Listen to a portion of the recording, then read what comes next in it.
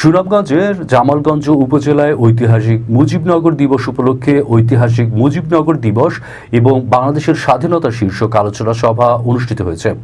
সুনামগঞ্জ প্রতিনিধি সাইফুল্লাহ জানান, বুধবার সকাল 11টায় জামালগঞ্জ উপজেলা পরিষদ হল রুমে উপজেলা প্রশাসনের আয়োজনে আলোচনা সভা অনুষ্ঠিত হয়। আলোচনা সভায় সভাপতিত্ব করেন জামালগঞ্জ উপজেলা নির্বাহী অফিসার মুশফিকিন নূর।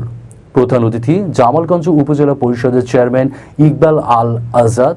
বিশেষ অতিথি জামালগঞ্জে উপজেলা পরিষদের মহিলা ভাইস চেয়ারম্যান বিনা রানী তালুকদার, আওয়ামী লীগের সভাপতি মোহাম্মদ আলী, উপজেলা কৃষি অফিসার মোহাম্মদ আলাউদ্দিন, উপজেলা প্রকল্প কর্মকর্তা মোহাম্মদ এরশাদ হোসেন, ইউপি চেয়ারম্যান কাজল চন্দ্র তালুকদার, বীর মুক্তিযোদ্ধা শফিকুল ইসলাম, জামালগঞ্জ মডেল সরকারি উচ্চ বিদ্যালয়ের প্রধান শিক্ষক মোহাম্মদ লুৎফর রহমান, প্রেস ক্লাব সাধারণ সম্পাদক জিয়াউর রহমান। অন্যান্যদের মাঝে উপস্থিত ছিলেন বালিকা উচ্চ বিদ্যালয়ের প্রধান শিক্ষক বিধান ভূষণ চক্রবর্তী, যুব উন্নয়ন অফিসার আব্দুল জলিল আহমেদ মিলন, সমাজসেবা কর্মকর্তা সাব্বির সরওয়ার, আনসার কর্মকর্তা ফয়সল আহমদ চৌধুরী, দারিদ্র্য বিমোচন কর্মকর্তা শিবেন্দ্র চন্দ্র পাল, উপজেলা মৎস্য অফিসার মোহাম্মদ কামরুল ইসলাম প্রমুখ।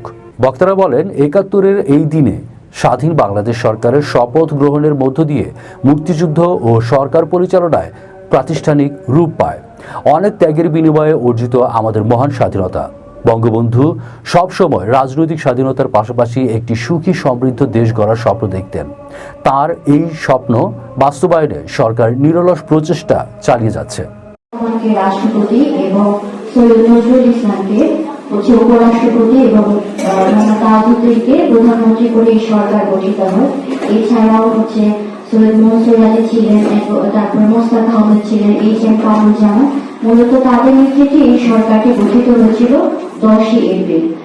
এই সরকার গঠিত হওয়ার পর প্রধানমন্ত্রী তাজউদ্দিনের নেতৃত্বে 11 এপ্রিল যে একটি ঘোষণা দেওয়া হয় এই স্বাধীন বাংলাদেশের, তার প্রেক্ষিতে আজকের এই 17 এপ্রিল এই যে মন্ত্রিসভাটা গঠিত হয় তার সেই সরকার শপথ গ্রহণ করে।